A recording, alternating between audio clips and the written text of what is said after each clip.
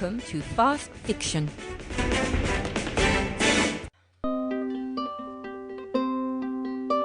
An ordinary couple. They were just an ordinary couple. Neat house, neat garden, neat suburb. I had known them for years. Our children had been school friends, and even when they had outgrown each other, we had continued our friendship. Occasional parties, tennis, but mostly through playing bridge. Alternate homes, the last Friday in the month.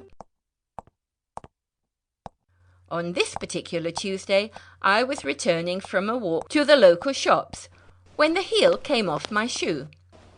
It was both unsightly and uncomfortable, so being close to their home, I thought I would call in and get Ted to fix it temporarily for me.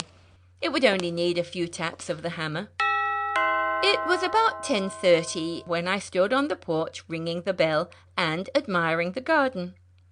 It was always tidy and always in colour. Somehow their roses were the first to come out and last to give in to the winter frosts. Dead leaves and twigs never scattered their lawn, and nothing ever seemed to outgrow itself. Absolute magic.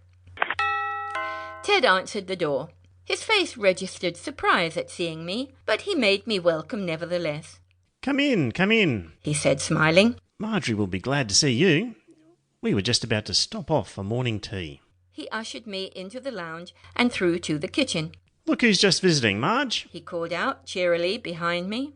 I walked through the house and couldn't help but notice that both the dining and lounge room seemed very untidy.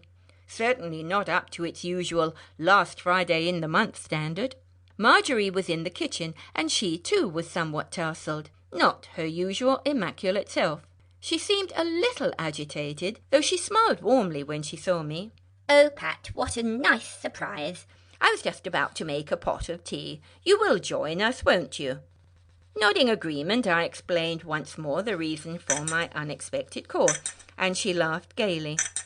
"Oh, I had that happen to me once, but Ted can fix that in a jiffy, can't you, dear?" I sat down on the kitchen chair, took the shoe off, and Ted looked at it critically.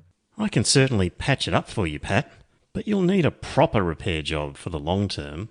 That's fine, Ted. I only need to get home. Well, I can run you home in the car, if you like. Ted was being his customary helpful self. I insisted I would rather continue on with my walk on such a lovely day. OK, whatever you like, he said, and went out the side door to the garage. I noticed that Marjorie was getting out 4 cups and made mention of the fact to her. I wondered if her daughter Susan was home from uni. "No, the extra cup is for Mrs. Jefferson, just in case she wakes up." This latter remark was said accompanied by a slight frown as she went out to the corridor to listen at the door of the spare bedroom.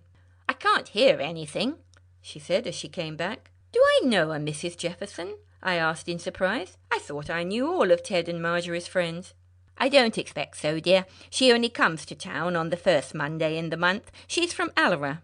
I waited for further explanations, but when it came, I wasn't prepared for it. "She's the medium we use for our witches' coven."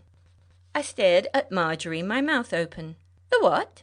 "The clairvoyant we use with our witches' coven, Pat. I'm sorry, dear, we never thought to invite you and Michael because we didn't think you believed in the occult. Michael has always made such a point of being an unbeliever in religion or the supernatural." Just then we heard the noise of the toilet flush and water flowing in the bathroom. Marjorie's face broke into a smile. "Oh, thank goodness that's Mrs. Jefferson. I'll take her a cup of tea."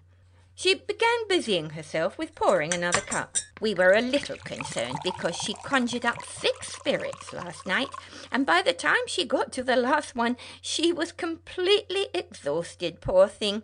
She simply passed out on the floor. Ted and I had to carry her to bed." With the tea in her hand, Marjorie gave me a quick smile. "Excuse me a minute, Pat." I heard her go down the hall and knock on the bedroom door. She waited a moment and then entered. I sat in stupefaction, still trying to register what she had told me. When she returned, she now had colour on her pretty face. "Well, that's a relief," she said. Ted will be pleased. We were quite concerned, you see. Last time that happened to her, she was out cold for 3 days. I sat there, my head teeming with questions. The friend I had known for nearly 20 years had obviously enjoyed a life that I knew nothing about. Marjorie, what exactly do you mean by a witch's coven? What do you do? Marjorie's laugh tinkled with gaiety. Yes, it does seem odd, doesn't it? It took Ted and I ages to get used to the idea. What idea? Oh, the idea that I'm a witch.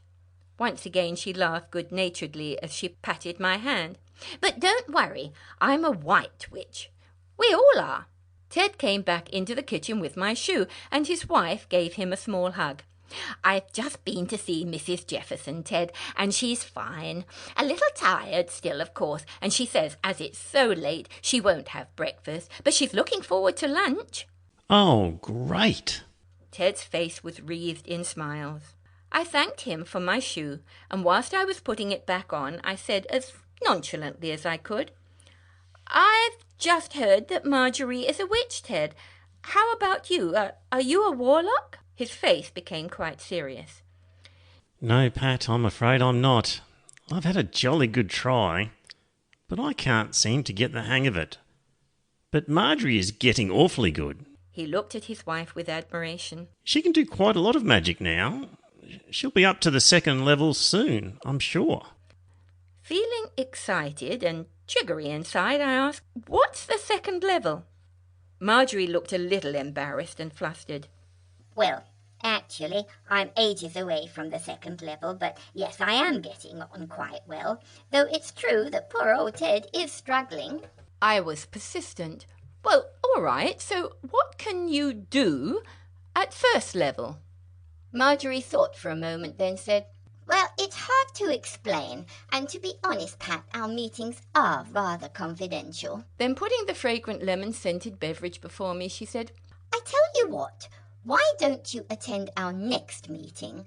Then you can see for yourself. It is next meeting. We have our open members night, isn't it, Ted? Ted nodded his head. Yes, that's right. It should be a good night too. Remember, Marge, we're putting on a special supper.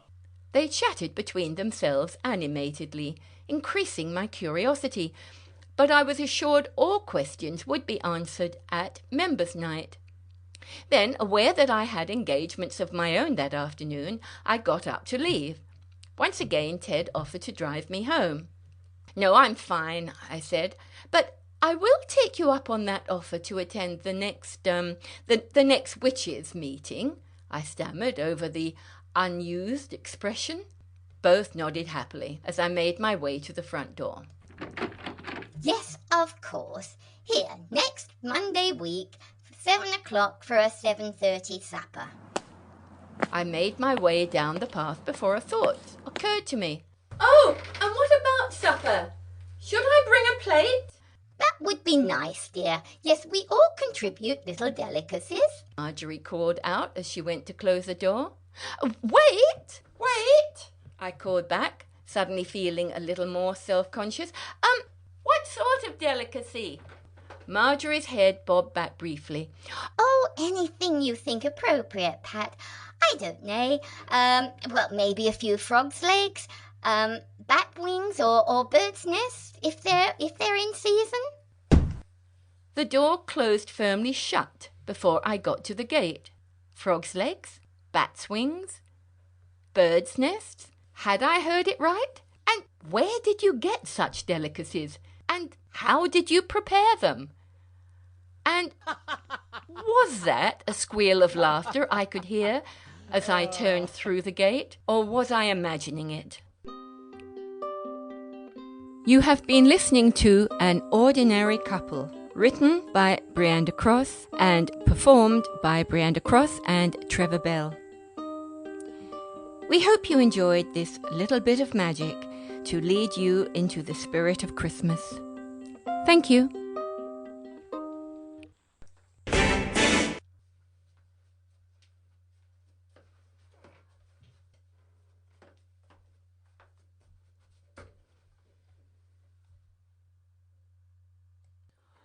Oh, and what about supper? Should I bring a plate?